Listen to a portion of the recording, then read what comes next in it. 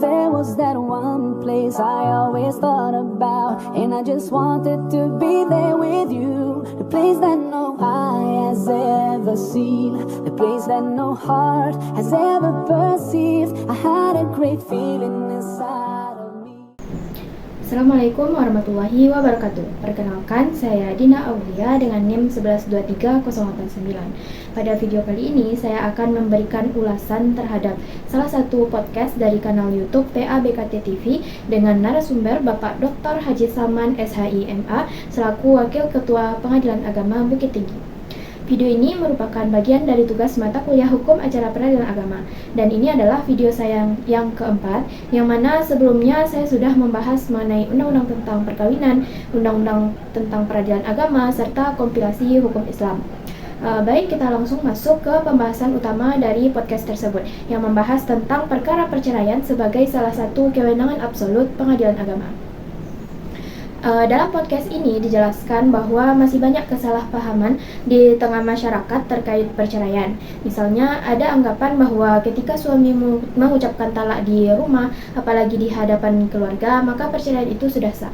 Padahal hal tersebut belum dianggap sah karena belum melalui proses di pengadilan agama. Memang ada hadis yang menyebutkan bahwa nikah, talak, rujuk itu tetap berlaku meskipun diucapkan secara bercanda. Namun, pemahaman ini tidak bisa diambil secara langsung tanpa melihat konteks yang lebih luas, termasuk pendapat ulama dan kondisi hukum yang berlaku saat ini. Sehingga kesimpulannya tetap sama, yaitu perceraian baru dianggap sah apabila diputuskan oleh pengadilan agama. Nah, hal ini berlaku dalam kondisi apapun, meskipun talak diucapkan dengan sadar, disengaja, bahkan sampai talak 3 sekaligus dan disaksikan oleh banyak orang, tetap belum sah selama belum ada putusan dari pengadilan.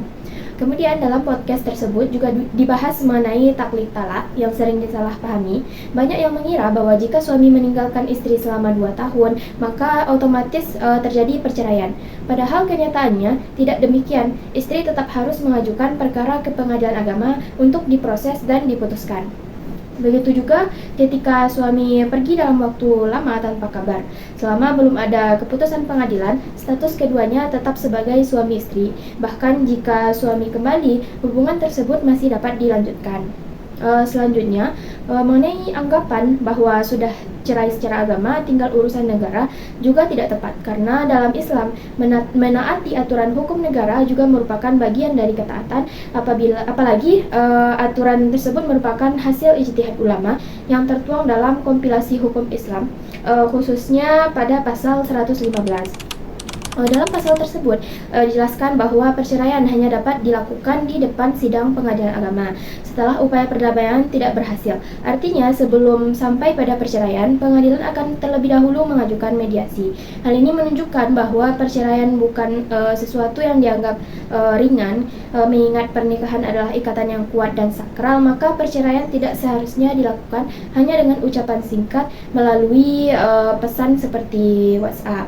Nah, selain itu, meskipun diperbolehkan, perceraian merupakan hal yang dibenci oleh Allah, sehingga seharusnya menjadi jalan terakhir setelah semua upaya lain dilakukan. Kemudian di bagian akhir podcast tersebut juga dijelaskan bahwa bagi non-muslim, proses perceraian itu dilakukan melalui pengadilan negeri, bukan pengadilan agama.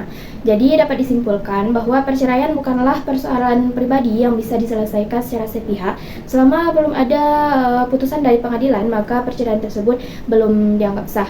Ketentuan ini bukan untuk menyulitkan, melainkan untuk menjaga keutuhan pernikahan serta melindungi hak semua pihak yang terlibat. Demikian ulasan singkat dari saya, semoga bermanfaat. Wassalamualaikum warahmatullahi wabarakatuh.